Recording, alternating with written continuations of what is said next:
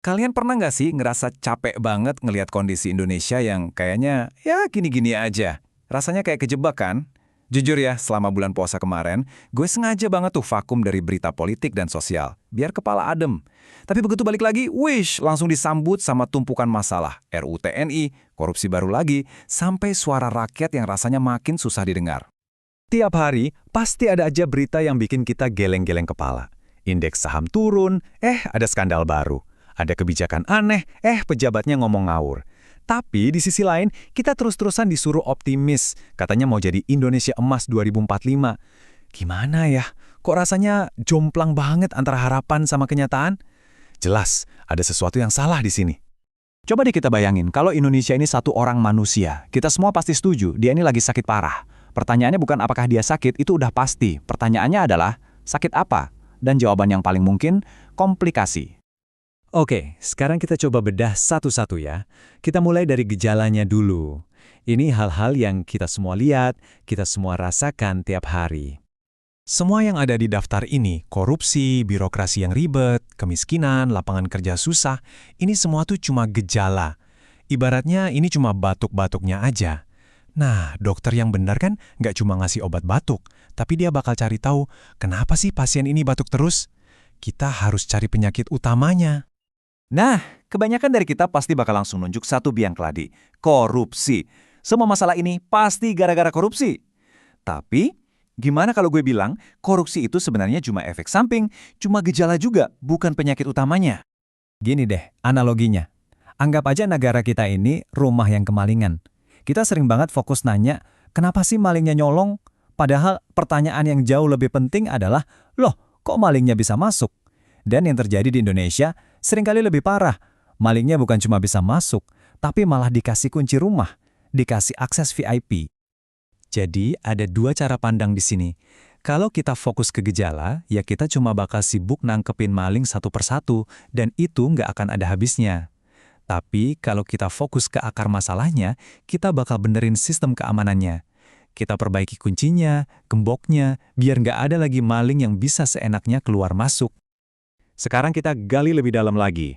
Di bawah semua masalah politik dan ekonomi, ada lapisan yang jarang kita sentuh. Budaya. Karena budaya yang busuk itu bekerja seperti hukum yang nggak kelihatan. Awalnya mungkin kita ngerasa aneh, kok gini amat ya? Tapi lama-lama karena terjadi terus-terusan, kita jadi terbiasa.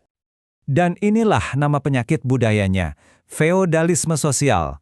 Simpelnya, ini adalah budaya di mana posisi dan jabatan itu didapat bukan karena kemampuan lo, tapi karena kenalan lo. Bukan what you know, tapi who you know.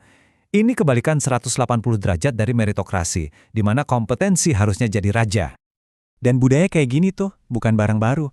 Akarnya udah ada dari zaman kerajaan, terus diperkuat lagi sama zaman kolonial, dilestarikan sama Orde Baru, dan sekarang ya kita kenal dengan istilah ordal alias orang dalam. Udah mendarah daging. Ini bukan cuma asumsi loh, ada datanya. Skoll Power Distance Index Indonesia itu 78 dari 100. Tinggi banget. Artinya apa? Artinya kita sebagai masyarakat itu secara nggak sadar udah menerima dan menganggap wajar adanya ketidaksetaraan dan hierarki kekuasaan. Kita udah pasrah. Nah, dari budaya feodal yang sakit inilah tumbuh sebuah kanker di dalam sistem politik kita. Inilah diagnosa akhirnya. Inilah biang kerok dari segala biang kerok. Namanya patronase politik, atau bahasa gampangnya ya, politik dagang sapi. Logikanya sederhana banget. Lo bantu gue kampanye sampai menang, nanti gue kasih jabatan. Lo setia sama gue, nanti gue kasih proyek. Semuanya transaksional. Siklus ini yang bahaya banget.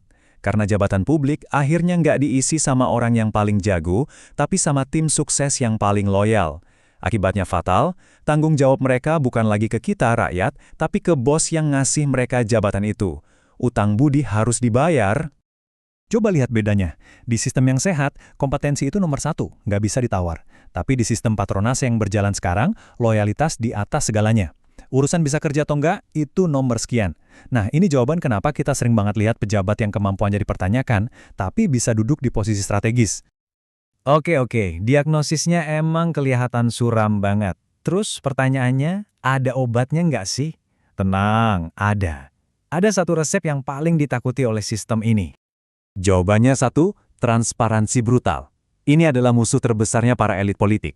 Mereka paling takut kalau semua lampu sorot dinyalain, dan kita sebagai rakyat bisa ngintip langsung ke dapur mereka, tempat semua kesepakatan-kesepakatan itu dimasak. Dan ini bukan cuma omongan kosong ya, transparansi brutal itu artinya setiap proses seleksi pejabat, setiap rupiah anggaran negara, setiap rapat yang nentuin nasib kita, semuanya harus dibuka seluas-luasnya ke publik. Nggak ada lagi rapat-rapat tertutup. Ini satu-satunya cara kita mastiin kunci rumah nggak lagi dikasih ke orang yang salah. Lantas, gimana nasib kita ke depan? Pesan utamanya adalah ini, kalau sistemnya nggak mau sembuh sendiri, maka kita, rakyatnya, yang harus jadi dokternya. Makanya kalau kita lihat ada RUU yang aneh-aneh atau upaya buat nutupin informasi, jangan langsung pesimis. Itu bukan tanda mereka kuat. Justru sebaliknya, itu adalah tanda kepanikan. Artinya mereka tahu kalau kita, rakyat, udah mulai melek dan sadar. Ini membawa kita ke pertanyaan terakhir yang paling penting.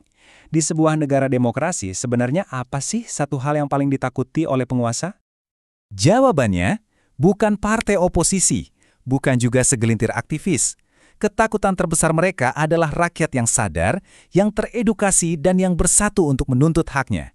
Jadi, kesadaran kitalah yang jadi harapan sejati untuk Indonesia yang lebih sehat.